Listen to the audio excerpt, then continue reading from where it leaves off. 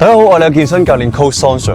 今日我想分享一個真實嘅故事，關於我一位學生同埋營養師嘅經歷。呢一樣嘢可能會讓你對某啲所謂嘅專業人士有新嘅認識。我嘅學生曾經同一位營養師合作，呢位營養師非常嚴厲，甚至佢形容為缺乏人性化。最令我震驚嘅係，呢一位營養師竟然同佢講唔好再跟教練做運動，因為健身係增加肌肉，而唔係幫你落磅瘦身。呢個簡直係荒謬。健身不僅僅係可以增肌，仲可以提升代謝、燃燒脂肪，助你達到理想嘅體態。更離譜嘅係，當我學生問營養師應該食咩嘅時候，對方竟然叫佢參考公司嘅 IG， 仲俾咗一紮毫無根據嘅 HIIT 動作俾佢做，完全唔係一個專業嘅營養師應有嘅態度。最激氣係咩呢？當我嘅學生體重已經達到滿意嘅狀況，呢位營養師叫佢繼續減，同佢講仲有空間可以下調。